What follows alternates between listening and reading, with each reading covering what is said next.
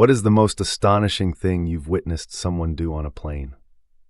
I was on a flight from Atlanta to Fort Lauderdale, and we hit terrible turbulence, like the worst I've ever been through, and I have flown a lot.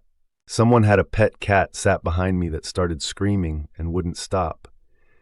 And then this young guy in front of me started violently throwing up into a barf bag, which made another woman start to puke too. At that point, I learned I was seated in a circle of a Black Baptist choir, and I was all of a sudden in a prayer huddle with these complete strangers holding hands while someone was hanging on to the shoulders of the puking guy and the cat was screaming. It was a hell of a ride. Had to have another prayer when we landed too, but I really just wanted a drink. My worst nightmare is that I'm on a plane and everyone starts singing. Use the bathroom in bare feet on 12-plus-hour flights. I've actually seen this many times, and it just baffles me. I have unpleasant dreams about needing to use a public bathroom and realizing I have no shoes. And there are people voluntarily doing that. A woman had a proper panic attack about flying. The cabin crew moved her to the front, 2 seats from me. They couldn't calm her down, so they asked if anyone on the plane could help. A man stood up and said he was a hypnotist, so they sat him next to me, and he tried to put her in a trance. I sat there for an hour next to a man continuously whispering into the ear of a sobbing woman. It was very odd. I had something similar happen, but the dude just popped a pill and said, "Give me 5 and I'll be solid." And he was. No, this is actually exactly worse fear when I fly. What if I get a panic attack and can't calm down? Let me ease your worries a little, lol. My sister had a panic attack while flying once. The flight attendants were actually very helpful and discreet. They brought her several glasses of juice because her blood sugar had tanked. They even offered to give her their space behind the curtain to give her privacy and a little more room to ease the claustrophobia. They spoke softly and treated her with respect. They offered to make an announcement for someone who could help, but didn't when she said no. And they kept it all so quiet that I'm pretty sure everyone around us just thought she was having a sugar crash. I'm pretty sure this was JetBlue, but it might have been Delta. Haha, discreet. I hate it when flight attendants aren't discreet. That undifferentiated mass of arms, legs, and butts rolling down the aisle disturbs me. After flying with someone with anxiety who took Xanax, that's a 50-50 on all good, or guess we're turning back because we have someone who is now panicking and angry, plus the supply-controlled drugs part. It's a man who can put people into a trance, but that's not important right now. Every doctor dreads having that moment on a plane where they have to stand up and say, "I'm a doctor." Every hypnotist dreams of having that moment on a plane where they get to stand up and say, "I'm a hypnotist." Everyone knows the best way to stop a panic attack is to put the victim's hand on vibrating piano wire. I also find not referring to them openly as the victim helps too. Some kid was kicking my wife's seat. She turned around and politely asked him to please stop. The kid's father was sitting next to him and out of some motivation I do not understand, encouraged him aloud to keep kicking her seat. Seriously unhinged. I called a flight attendant and asked if we could move seats. Luckily there was space. As someone with kids, I cannot understand this. Was he thinking? Makes me wonder what else he teaches them on the daily. I have genuinely no idea. It was confusing, weird, and enraging. Maybe the father enjoyed that there was nothing we could do. Maybe the father had a chip on his shoulder about others correcting his kids.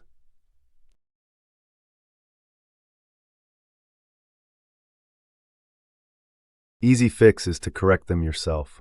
A stranger doesn't politely need to ask your kid to stop kicking their chair if you were actually a good parent who saw that behavior immediately, corrected, and apologized.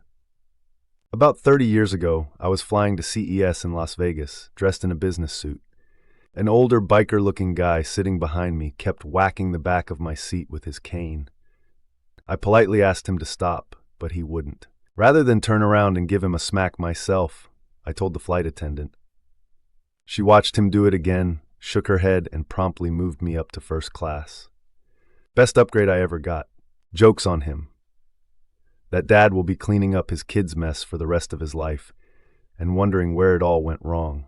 The little things are the big things.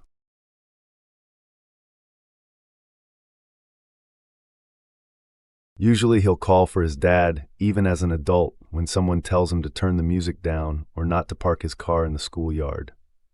He'll never get over the idea that he should adapt to his surroundings as he's entitled to do whatever he wants. For some reason, when people do shit like that, the likelihood of someone accidentally spilling hot coffee on them dramatically increases. Some parents get really uppity about others telling their kids to behave. It's ridiculous that someone has to do their job for them. Opened a crate of chickens that were in the aisle. Remote Nepal back in the 1980s. No idea if they got all the chickens back. Chickens on a Plane was less successful in the theaters for some reason. Get Seth Green on the phone. I'd totally watch a Robot Chicken remake of Snakes on a Plane. Not quite crazy, but endearing. On a flight from Singapore to Sydney, there was a whole class of like third-grade pupils who, after the in-flight meal, all lined up at the nearest loo to brush their teeth. This was an A380, so luckily enough to choose from, lol. Once watched a guy try to open the emergency exit because he thought it was the bathroom. Flight attendants were not amused. To be fair, I don't think it is actually possible to open emergency door at high altitude. I asked about that once on a long-ass flight while we were 10 kilometers in the air in the middle of the Indian Ocean. I don't know why I thought it wouldn't be weird to ask and get me who was sitting right next to the lever for the door. Some looks from the crew that was, at this point, sitting in their seat right across from me. But I asked anyways, and only realized then that I sound like a fucking liability. The stewardess that answered just kind of went, "I don't think you can from all the wind coming from the front." And I started talking about how the pressure difference would make it a lot easier though. While analyzing the door hinges, it's exactly for that reason that emergency exit doors need to be pulled a bit inwards before they open. The pressure difference is what keeps them closed. I can't understand how that is even possible to think that door is to the loo. Dumbest. Just 2 weeks ago, someone decided to repeatedly smoke in the lavatory nearest to me. No smoke detector went off, but the smell was distinct and downright pungent in the specific lavatory. It was on Air China, and if you weren't aware, most long-haul Chinese-operated flights have onboard security wearing a body cam. He was called back and brought the garbage to the galley and recovered the butts for evidence. For the remainder of the flight, they made hourly announcements that smoking is forbidden. We just left the gate, and a toddler was teething on the free airline headphones when the silicone seal came off and blocked her airway. The parents were frantically trying to help, and we all watched her slowly fade to a gray-blue color while we were lined up for takeoff.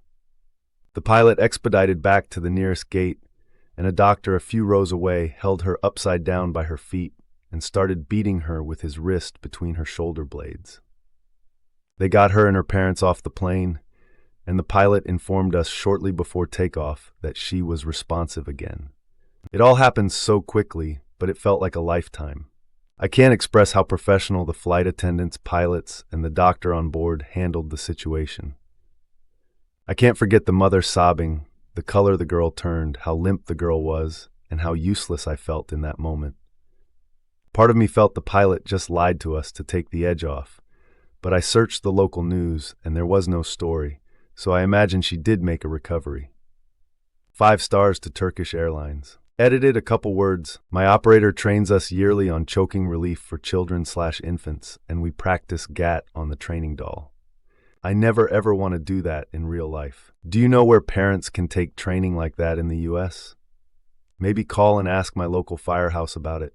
Check out the Red Cross. They offer infant-adolescent CPR and first aid classes. They'll teach you what to do on babies versus children versus adults. My husband and I, and both our parents, took the class when I was pregnant, and it was probably one of the most helpful and assuring things I've ever done. Take the class together with friends or family. Oh, sweet Jesus, that is terrifying. My girls are 5 and 3 now, but them choking is probably the thing I've been most scared of, because I just don't know if I'll be able to do the right things when the moment comes. I'm not a parent myself, but my obviously unsolicited advice from a first aid course and this anecdote is to prioritize asking for help as quickly as possible. Dislodging something like that can feel very violent, but necessary. I fear a parent would be a bit too scared to give enough force. Edited and autocorrect. Clearly I need to proofread better. Whilst in India, I asked a local chemist if he could give me something that might make my 10-hour flight home more enjoyable. I said I'd like to be completely out of it for the duration. What I really meant is I'd like to be asleep. However, my choice of words were perhaps poor and badly translated. He gave me a small tablet to take 1 hour before the flight, which I did. For the next 16 hours, I had the most intense hallucinogenic trip I have ever encountered in my entire life. Lol, I fly a lot, and I don't think I would like to do that, tripping absolute balls. If the need ever arises, just keep reminding yourself that you are not flying at 35,000 feet and 600 miles per hour while sitting in a seat without a plane around you. Leaving Amsterdam for the US, partner and I had a weed tiramisu from the night before that we didn't eat because we got too high.